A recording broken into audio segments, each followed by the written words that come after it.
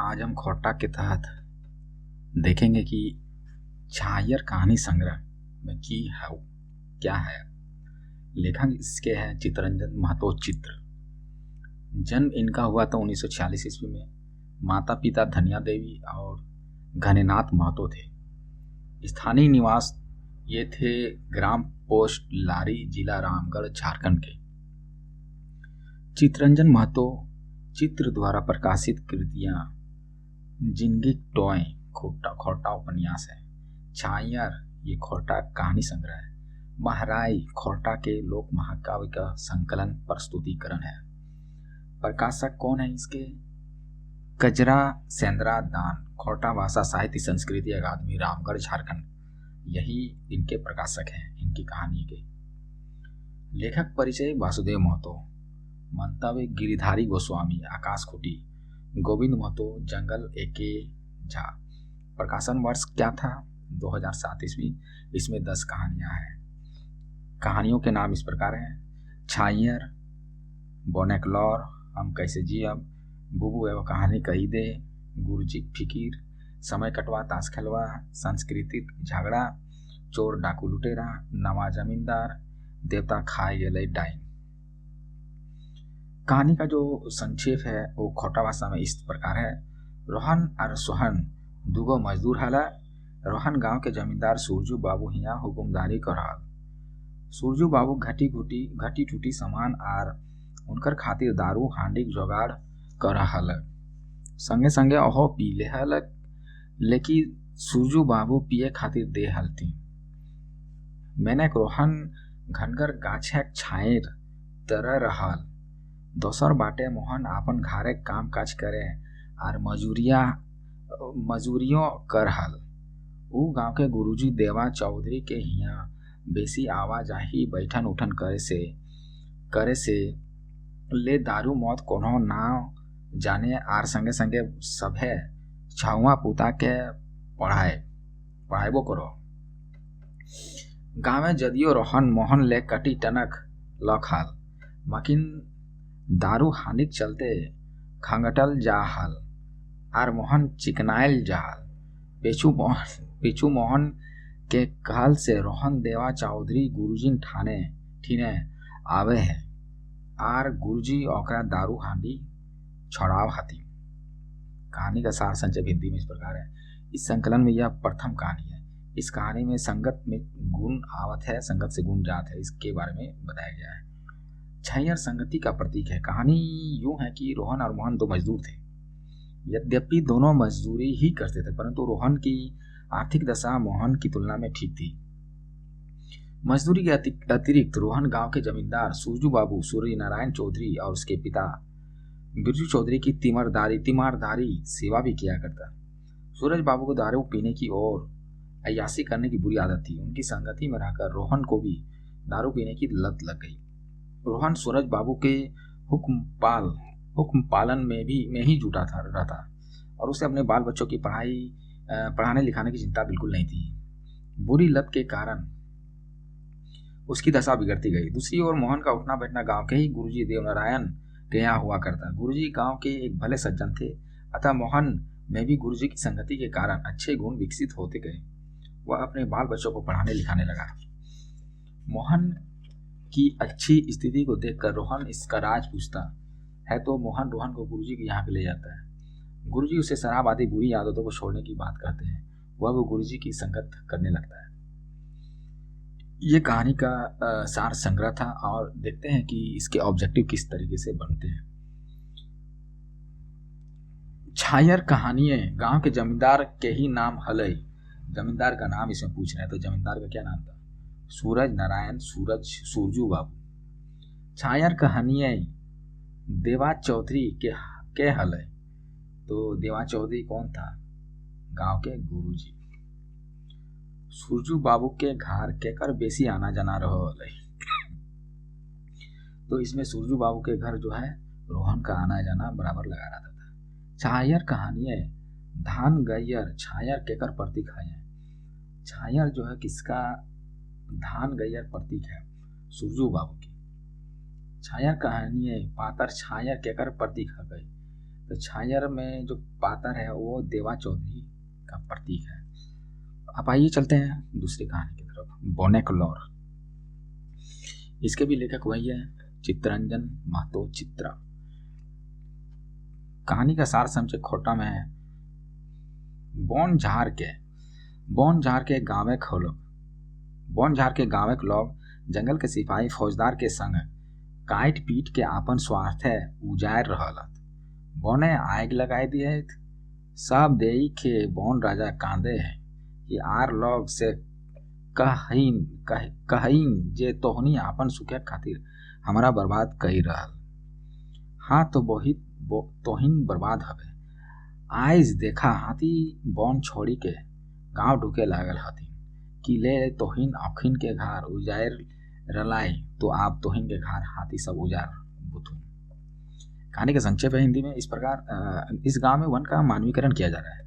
आज सरकार की दोषपूर्ण वन नीति और अपने स्वार्थ के लिए लोगों द्वारा वनों की अंधाधुंध कटाई, वनों में आग लगाए जाने, पर्यावरण असंतुलन जैसे गंभीर प्रश्नों का उठाया गया है।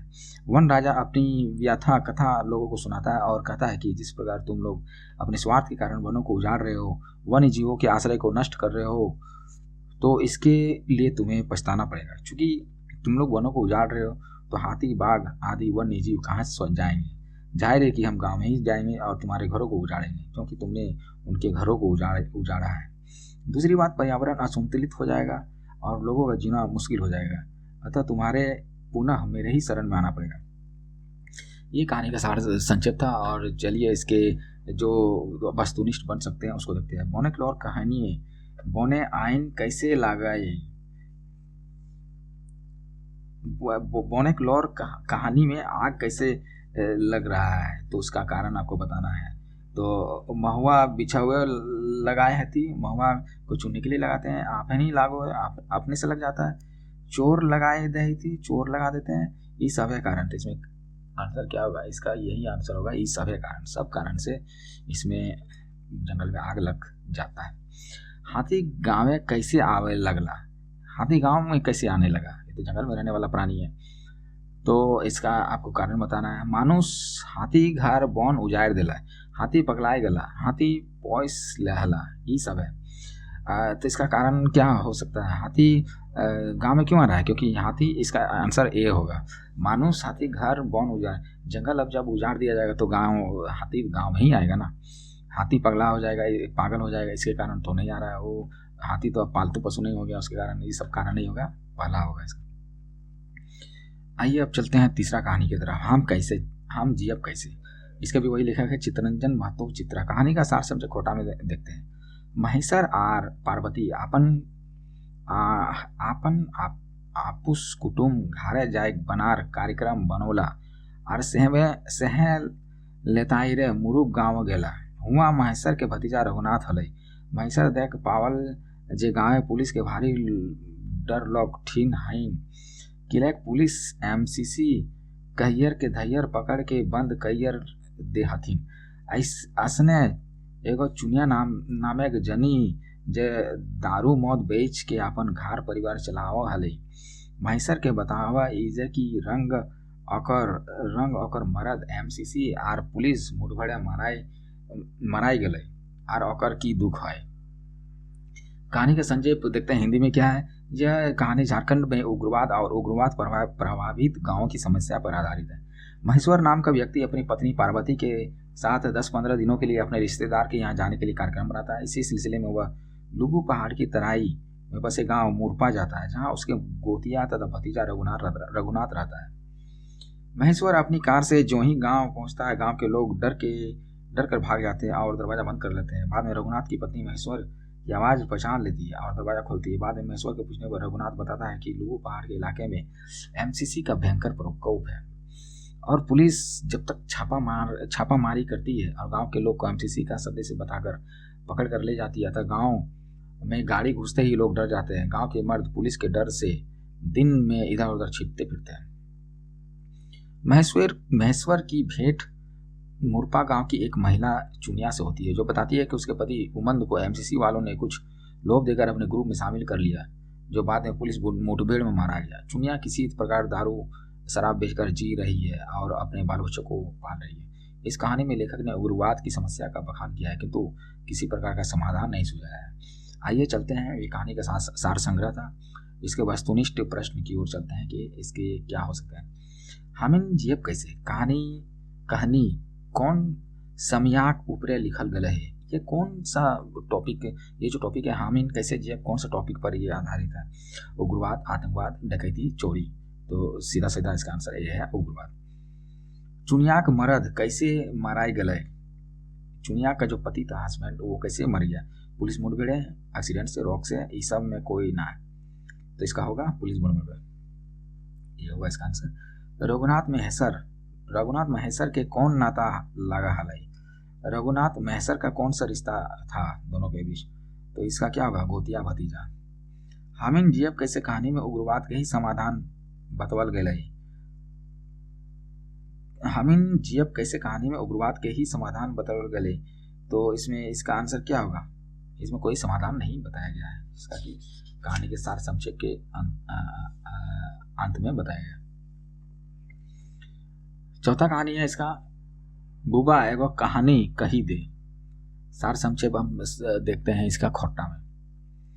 एगो बूढ़ा गंगाराम अपन नाती पुती के पुरना दिन एखनो समाजे दारू हांडी पिवैया अर्जन के बेसी खर्च खाए पिए सौ के मौज करे में खर्च कर हाथ आर ऊ सबके रंग खेत बाड़ी बेच के बर्बादी भय जात। पुराना दिन अंग्रेज के राज हलो, अंग्रेज के टैक्स देशक राजा रजवाड़ दे हला, गांव जमींदार टैक्स असूल कईर के राजा के दे हला। जमींदार अर्जन ले बेसी खर्चा खाई पिए आर शान शौकत देखवे के हेरा साहे फाइंस के बर्बाद भई जा हले। आर तकर पेछू ओखनी देखा देखी दूसरा तेसरो बर्बाद भई जा हले।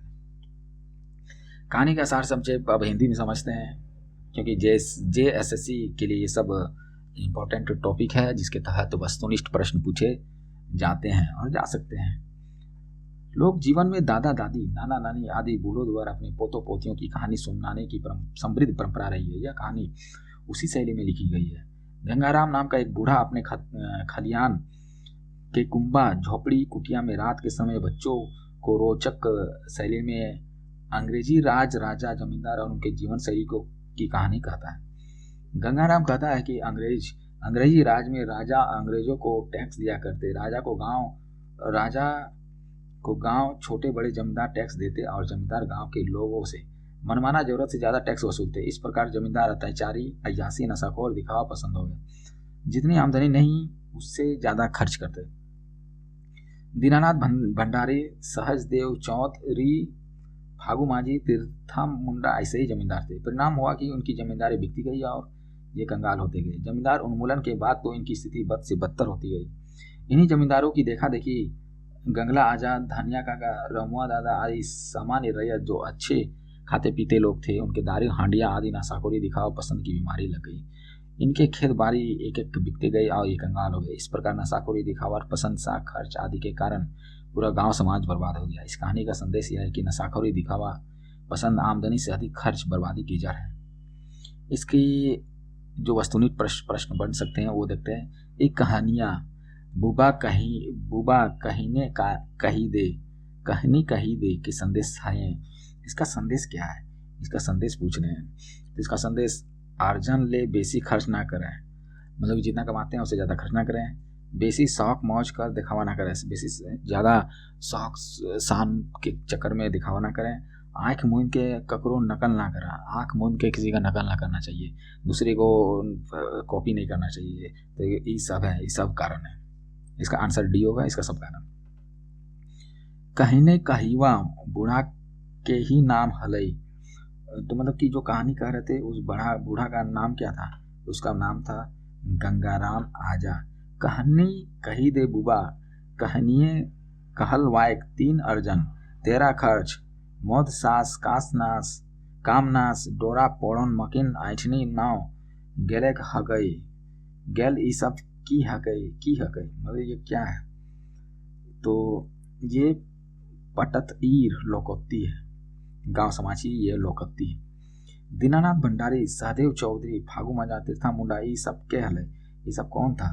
ये सब छोटे मोटे जमींदार थे जो कि बर्बाद हो गए दूसरों की नकल करने के चक्कर में। आइए चलते हैं और पांचवा कहानी देखते हैं। गुरुजी चेठा फिकीर, इसके भी वही लेखक है चितरंजन महतो चित्रा।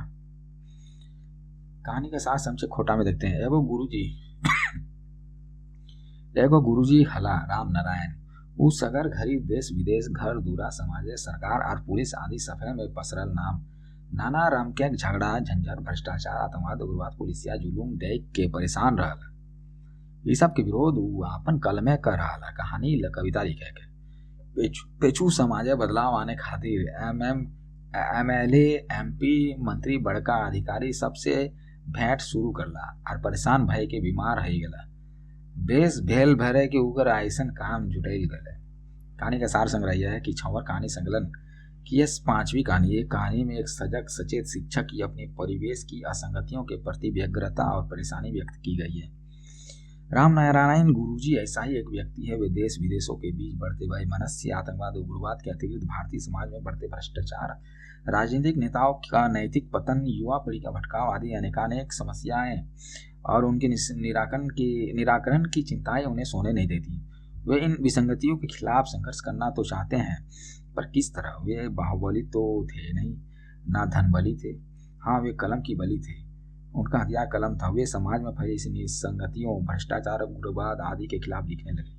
लोगों में इसका प्रभाव भी पड़ने लगा। उग्रवादी इनके लेख से प्रभावित होकर आत्मसमर्पण तो करना चाहते थे पर इस बात को लेकर भयभीत थे कि आत्मसमर्पण करने पर भी उन पर मुकदमा चलेगा ही, जेल जाना ही होगा। तब आत्मसमर्पण क्यों किया जाए? सरकारी नीतियां इसके आड़े आ रही थी। अतः वे नेताओं मंत्रियों MLA MP से मिलते। उन्हें पूरा विश्वास है कि समस्याओं का समाधान अवश्य निकलेगा। इस तरह वे बीमार पड़ते और उनका संघर्ष जारी रहता है। ठीक होने के बाद वे पुनः संघर्ष में जुट जाते हैं। कहानी का संदेश यह है कि सारी समस्याओं के मूल में सरकारी नीतियां और नेताओं के चारित्रिक पतन है। इनके जो वस्तुनिष्ठ प्रश्न बन सकते हैं वो ये कि गुरुजी राम नारायण केकर फिकिया हल है, कि किसके फिक्र में वो हमेशा रहते थे? तो इसका आंसर होगा सभे कर, देश का, विदेश का, गांव का, देश विदेश गांव सबके सभे कर, डी होगा इसका आंसर। समाजे पसरल विसंगतियों के गुरुजी कौन हथियार है ठीक करे के चेष्टा कर रहा है। किस तरीके से ये ठीक करने के गुरुजी कोशिश करते थे? बंदूक से, लाठी से, तलवार से, कलम से? आंसर सिंपल है, कलम से। गुरुजी का केकर फिक्र ना, किसका फिक्र गुरुजी को नहीं होता था? देश का, समाज का, विदेश का, अपने शरीर का ये फिक्र नहीं करते थे। बीमार होते थे, फिर ठीक होते थे, फिर वो अपने काम में लग जाते थे। अब आगे चलते हैं। इनके इस कहानी संग्रह के छठा कहानी है समय कटवा ताश खेलवा। इनके भी वही लेखक है चितरंजन महतो चित्रा। कहानी का सार समझे खोटना में ऐसे है कि एगो गाँव में 3 गो मास्टर आनंद कुमार, बालकृष्ण राव और चिन्मय मुखर्जी रहा है। ये तीनों रिटायर भई गए हला। गांव के लोग समय काट ले ताश खेल हला। ये तीनों मास्टर ताश खेले लागला तो शिकायत हवे लागला जे मास्टर भाव के जुआ खेले है। पिछू एखिन लोग लाजे कर चलते ताश खेले छोड़ दिया और गांव के एगो और संगी सीताराम ढोलकिया के लइके एगो सांस्कृतिक दल बनावा है जेकर में आनंद हारमोनिया, बाल नृत्य, तबला और चिन्मय झाल बजाओ है और गीत लिखा है। चिन्मय बाबू बैठी के घर है, गीत नाच चले लागल है। कहानी इसका हिंदी में देखते हैं कि इसका क्या सार संग्रह है। एक गांव में 3 शिक्षक आनंद कुमार, बालकृष्ण राव और चिन्मय मुखर्जी रहा करते थे। तीनों सेवानिवृत्त हो चुके थे। इनके पास समय ही समय था। गांव के युवकों बूढ़ों में गांव के लोग समय काटने के नाम पर ताश खेला करते, सो ये तीनों रिटायर्ड शिक्षक भी ताश खेलने लग गए। बात यह थी कि ये तीनों शिक्षक घर परिवार, गांव समाज, देश विदेश की चिंताओं से मुक्त थे। ये दिन भर ताश खेलते, अड्डाबाजी करते। गांव के लोगों को सामान्य लोगों की तरह ताश खेलना अच्छा नहीं लगता था, अतः वे लोग इनकी निंदा करने लगे। इसी बीच चिन्मय मुखर्जी की आंखें खराब हो जाती है। उसे इलाज के लिए सिलसिले में चेन्नई जाना पड़ा और उनका ताश खेलना बंद हो गया। कुछ दिनों बाद वे पुनः एक स्थान पर मिलते हैं और लोक निंदा का ध्यान रखते हुए एक सांस्कृतिक दल बनाने की सोचते हैं। आनंद ईश्वन्य हारमोनिया बजाता था, बालकृष्ण तबला और चिन्मय झाल बजाना जानता था।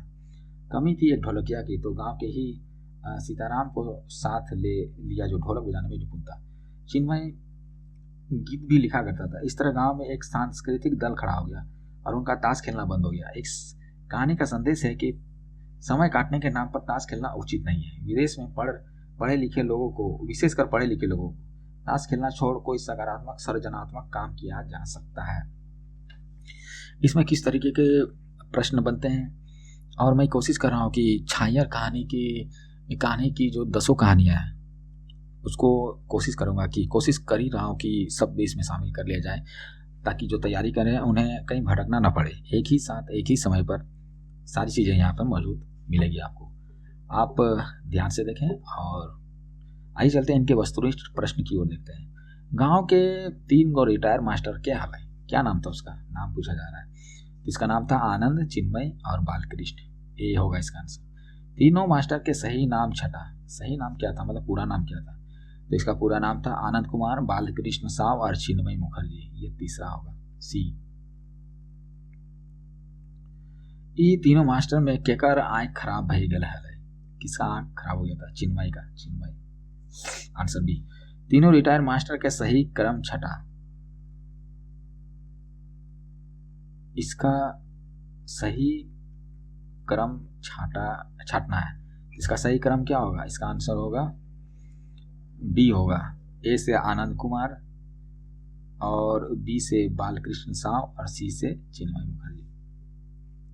सांस्कृतिक दल है चिन्मय के की भूमिका हल है। सांस्कृतिक दल में चिन्मय का क्या भूमिका था, तो चिन्मय का जो भूमिका था इसमें तबला बजवे, तो तबला बजा रहा था, ढोल बजवे, ढोल बजाना, तो हारमोनियम बजवे, हारमोनियम बजाना, झाल बजवे, गीत लिखे। तो ये डी होगा आंसर, इसका आंसर। झाल बजाता था और गीत भी लिखता था। सांस्कृतिक दल ने आनंद के की भूमिका है, आनंद का क्या भूमिका था, जो आनंद का भूमिका था वो हारमोनियम बजवे, ये हारमोनियम बजाता था। सांस्कृतिक दल है ढोल बजवे भूमिका के घर ले, ढोल बजाने की भूमिका इसमें किसका था, तो सीताराम का था। सांस्कृतिक दल है बालकृष्ण की काम करा है, सब बालकृष्ण जो क्या काम करता था, बालकृष्ण करता था तबला बजावा। मास्टर सबके सांस्कृतिक गाना बजाना कहाँ हवा है, वो अब गाना बजाना कहाँ शुरू करने लगा था, तो चिन्मय के घर है, चिन्मय के घर है, चिन्मय के घर में। इसका आंसर डी होगा। अब 7वां कहानी की ओर चलते हैं। 7वां कहानी है संस्कृति पर झगड़ा। इसको सार संक्षिप्त देखते हैं हिंदी में। छाया संकलन की यह 7वीं कहानी है। यह कहानी की अपेक्षा शब्द चित्र के ज्यादा निकट है। इस कहानी में 2 संस्कृतियों के प्राचीन और नवीन संस्कृति के बीच अपनी अपनी श्रेष्ठता को लेकर बहस होती है। प्राचीन संस्कृति जो वन या आश्रम में विकसित हुई इसे अनार्य संस्कृति भी कहा गया। दूसरी ओर नदियों के किनारे मैदानी जंगलों में एक भिन्न प्रकार की संस्कृति विकसित हुई, उसे आधुनिक या नवीन संस्कृति के कहा गया।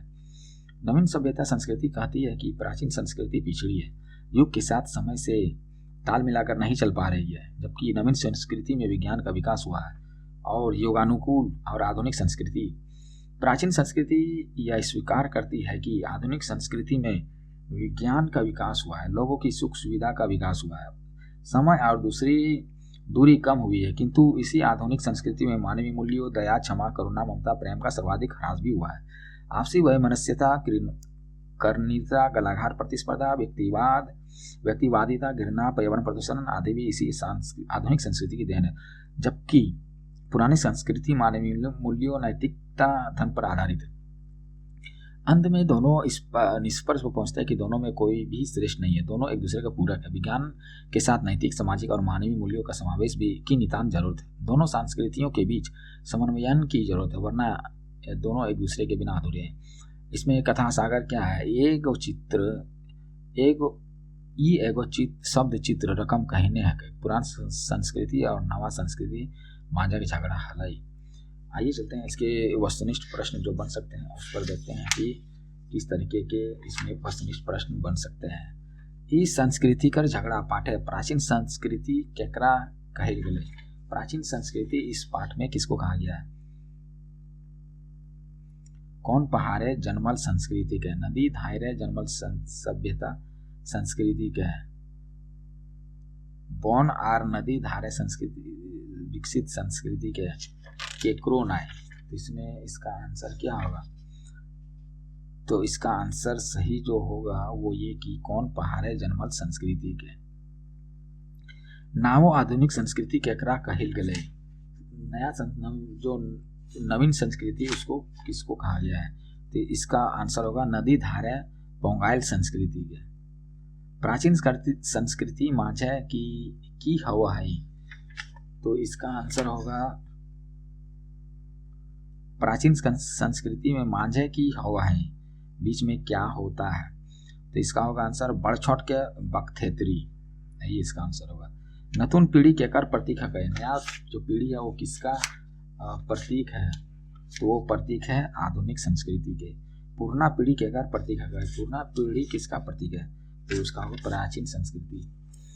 प्राचीन सनातनी संस्कृति की कहर रहले हैं, प्राचीन सनातनी संस्कृति क्या कह रहा है, तो इसका आंसर होगा नवा संस्कृति के नकल। प्राचीन सनातनी संस्कृति नवा संस्कृति के नकल कर रहा है। प्राचीन संस्कृति बेड़ाए रहले अपन छोड़ बुझे लागल है, ई सब है, तो इसमें ई सब है होगा। सैसा दुआ सांस्कृतिक माझे की हवा है, तो इसका आंसर होगा बोड़ छाट, इसका ऑप्शन है बोड़ छठ के झगड़ा बंद करें, नवा पुरना का झगड़ा बंद करें, नवा ढंग से फिर से विचार करें, ये सब बातें, मतलब डी आंसर का आंसर होगा कि सबकी जो बात है वो सेंसे दुआ सांस्कृतिक माझे की। ये चलते कहानी संख्या 8 की ओर। चोर, डाकू और लुटेरा। हरकू एक खाते पीते किसान परिवार में पैदा हुआ था, किंतु उसके बाप दादों की फिजूल खर्ची साखर्ची की बुरी आदत थी। अतः एक एक करके उनके खेत बारी बिकते गए और हरकू को भी विरासत में गरीबी भूखमरी मिली। हरकू को भी मेहनत कर खाने की आदत नहीं थी, अतः वह चोरी करने लगा। एक बार बिजली तार की चोरी के अपराध में उसे 3 साल की सजा होती है। इसके अतिरिक्त जमानत होने पर हाजत के नाम पर 3 साल सजा पहले से ही भुगत चुका है। इस प्रकार 500 की चोरी में उसे 6 साल जेल में रहना पड़ा। दूसरी ओर बड़े बड़े डकैत बैंक लूटने वाले जेल गए न कि उसकी जमानत हो जाती, और पुष्ट गवाहों के अभाव में या तो छोड़ दिए जाते हैं या सजा होती भी तो कुछ दिनों की।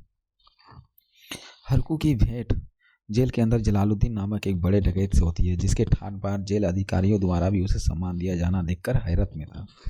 इस प्रकार जेल में ही 5 नौजवान बैंक लुटेरों को भी देखा जो रिश्वतखोर नेता और बड़े अधिकारियों के बेटे थे। उनके चेहरे पर जरा भी सिकन नहीं थी। जेल में ही उनका बर्ताव और हरकतें वैसे ही थी जैसे बाहर हुआ करती। मज़े की बात, उनकी जमानत भी 15 दिन के अंदर हो गई। जेल के अंदर भी एक छोटे चोरों को हिकारत की नज़र से देखा जाता और उनके साथ वैसा ही व्यवहार होता जैसा कि जेल के बाहर के समाज में बड़े लोग छोटे लोगों पर करते हैं। इस प्रकार दोरंगी समाज व्यवस्था, न्याय व्यवस्था, राजनीतिक व्यवस्था को देखकर हरकू हैरत में था। हरकू इस बात को लेकर बहुत पश्चाताप करता है और मेहनत कर खाने पीने का निर्णय लेता है। आइए चलते हैं अब वस्तुनिष्ठ प्रश्न को देखते हैं कि कैसे क्या उसका जवाब है। चोर डकैत लुटेरा केकरा कहल गेला है। इस किसको कहा गया चोर डकैत, यानी कि जो बिना मेहनत के खाए, उसे बिना मेहनत खवैया के, ये होगा इसका आंसर। हरकू के हल, हरकू के बारे में कहा जाता है कौन था, छोटका चोर था ये। जलालुद्दीन के हल, जलालुद्दीन के बारे में वो बड़का डकैत था। जलालुद्दीन कहाँ डकैती करे होलो, वो बैंक में डकैती करता था। हरकू कैसे गरीब भेल गए, बाप दादा सभी जमीन बेच दिल हले, उसका बाप दादा ने सारे ज़मीन को बेच दिया था। यही इसके ऑब्जेक्टिव्स हैं और आंसर्स हैं। आइए चलते हैं अब नवा कहानी की ओर चलते हैं। नवा छोट जिम्मेदार, इसके भी लेखक वही है चितरंजन महतो चित्रा। कहानी का सार संक्षेप खोटा में हम समझते हैं। गावे हल अखरा आर अखराए, गाँव एक नाना किसी में एक बैठी के पंचायती हैन तेन काम हवल है।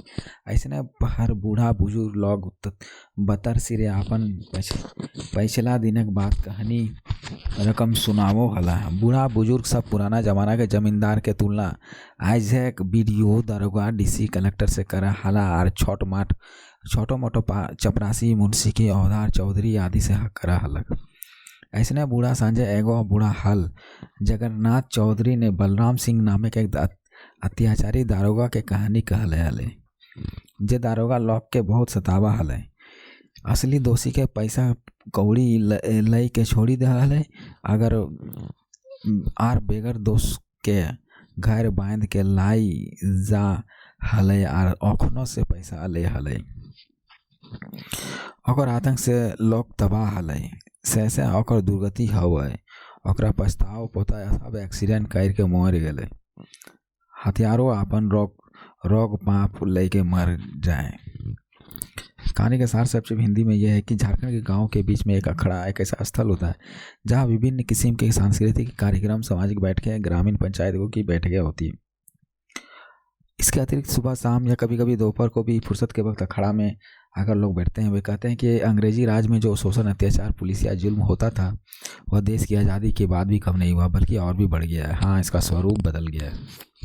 आज के नेताओं, मंत्री की तुलना तब के राजाओं से, उस समय के छोटे बड़े जमींदारों की तुलना आज के DC, collector, SDO, BDO, CO, दारोगा, सिपाही से, और चौकीदार, वफादार, गौड़ायत की तुलना आज के चौधरी, ओहदार, टिकैत, सामंता, गहतो, गंजू, पदवीधार लोगों से करते हैं। इस सिलसिले में गांव का ही एक बूढ़ा जगन्नाथ चौधरी बलराम सिंह नाम का एक अत्याचारी दारोगा की कहानी कहता है, जो अपनी वर्दी का दुरुपयोग कर छोटे बड़े सभी लोगों को खूब सताया और घूस लेकर काफ़ी धन जोड़ लिया, किंतु वो अपने जीवन में उस धन का उपयोग नहीं कर पाया। उसके जीवन काल में ही उसके सारे बाल बच्चे मर गए।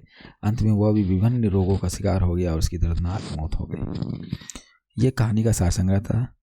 आइए चलते हैं वस्तुनिष्ठ पृष्ठ को देखते हैं।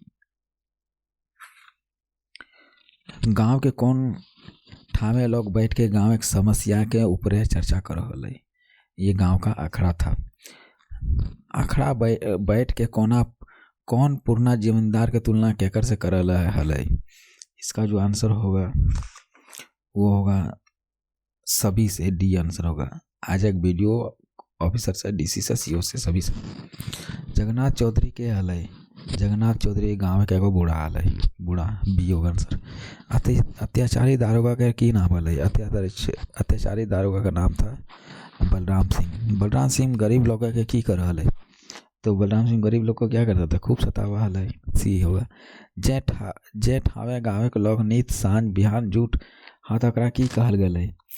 अकरा की गाँव में जहाँ बैठते हैं लोग सारे, उसको क्या कहते हैं, गाँव का अखड़ा। इसका आंसर 6 का डी होगा। हालांकि यहाँ बी लिखा हुआ है लेकिन होगा वही डी। अंत बेरा बलराम सिंह दारोगा का की हवा है। अंत में उसका क्या होता है, बड़ी तकलीफ का टोकर हो, अंत में बहुत तकलीफ होता है। आइजैक सरकारी शासन का केकर से तुलना करल गया है। आज का शासन प्रणाली से किससे तुलना की गई है, अंग्रेजी शासन से, बी आंसर होगा। अंग्रेजी शासन बैराक छोट बड़ जमींदार के तुलना केकर से करल गया है, उसका होगा डीसी से, एसडीओ से, बीडीओ से, इसमें सभी से, यही आंसर होगा डी। कहिए गाँव चौधरी ओहदार गंजू महतो के की कहल गया है। ये क्या कहा गया इसको चमचा बेलचा कहा गया। आइए अब लास्ट कहानी की ओर चलते हैं, जो छायर कहानी संग्रह का लास्ट कहानी है। देवता के खाई गए डाकिन। छायर कहानी संग्रह की अंतिम कहानी। यह कहानी उम्रदराज निर्मल दास और उनकी नौजवान पत्नी शोभा के बेमेल वैवाहिक जीवन की कहानी है। निर्मल दास एक भले सज्जन और किसी कार्यालय में बड़े बाबू के पद पर कार्यरत है। पहली पत्नी की असामयिक मृत्यु के बाद अपनी ढलती उम्र में निर्मल दास शोभा रानी नामक युवती से विवाह करते हैं। निर्मल दास अपने कार्यालयीन कर्तव्यों के अतिरिक्त सामाजिक कार्यों, समाज सुधार, गरीब गुरबों की मदद करने में गहरी रुचि रखते हैं। वे महिला उत्पीड़न, दहेज प्रथा, पूंजीवादी सामंतवादी व्यवस्था, धार्मिक सांप्रदायिक पाखंड, ढोंग और दिखावा के घोर विरोधी हैं। उनकी इसी प्रवृत्ति और विचारधारा के चलते उन्हें सामाजिक बैठकों, समाजोपहारों, सेमिनारों आदि में सादर बुलाया जाता है और सम्मान भी दिया जाता है। शोभा रानी ठीक इसके विपरीत है। वह जवान है, सुंदर है और आज़ाद ख्यालों की है। शोभा रानी निर्मल राम की काफ़ी उपेक्षा करती है, उस पर हुक्म चलाती है। उनके अनेक पुरुष मित्र हैं, मतलब बॉयफ्रेंड है, और उसके साथ वह सिनेमा आदि जाती है, मौज करती है। कभी कभी तो कई दिनों तो बाहर ही रह जाती है और निर्मल दास के पूछने पर कोई ना कोई बहाना, सुंदर बहाना बना लेती है। शोभा रानी की इन हरकतों से निर्मल दास काफ़ी खिन्न रहते हैं, पर अपने स्वभाव के विपरीत कुछ कर नहीं पाते। रिटायरमेंट के बाद निर्मल दास की और की और भी दुर्गति होती है। रिटायरमेंट पर मिले पैसे को शोभा रानी हथिया लेती है और अपने मन के मुताबिक फिजूल खर्ची में बहा देती है। इधर शोभा रानी की उम्र भी ढलने लगती है तो वह भी सभा में सोसाइटी में भाग लेती है, पर उन्हें अच्छी नज़रों से नहीं देखा जाता क्योंकि उनके चरित्र से सभी परिचित है। पारिवारिक माहौल ठीक नहीं रहने और अपने बच्चों पर शोभा रानी का वर्चस्व रहने के कारण बच्चे भी बिगड़ जाते हैं। ढलती उम्र में शोभा रानी को अपने किए पर थोड़ा अफसोस होता है। वह चाहती है कि निर्मल दास से समझौता कर ले, पर दोनों के बीच दूरी बढ़ती जाती है और दूरी को पाटना भी मुश्किल था। कुल मिलाकर निर्मल दास मर कर जी रहे थे। आइए चलते हैं वस्तुनिष्ठ प्रश्न को देखते हैं और इसके क्या आंसर होंगे उसका जवाब भी ढूंढते हैं। ये कहानी कौन समय पर आधारित है? यह कहानी किस पटल पर आधारित है? इसका कौन सा बैकग्राउंड है, किस बैकग्राउंड से लिया गया है? तो ये पारिवारिक है, मियाँ बीवी की कहानी। एक कहानी का मुख्य पात्र की नाम है, मुख्य जो पात्र है उसमें कौन है? तो निर्मल दास है। निर्मल दास एक बहु नाम की है। इसका वाइफ का नाम क्या था? तो उसका वाइफ का नाम था शोभा रानी। शोभा रानी कौन भाषा बहु हलक कौन भाषा वो बोलती थी? वो बंगला और हिंदी, ये दो मिश्रित भाषा है वो बोलती थी। एक कहानिया देवता केकरा कहल गेल है? निर्मल दास को। इस कहानी के जो देवता है निर्मल दास। एक कहानिया डायन केकरा कहल गेल है? शोभा रानी का। इसका आंसर यही होगा। इस कहानी में जो डायन है शोभा रानी है। शोभा रानी निर्मल दास के कैसन बहू हल है?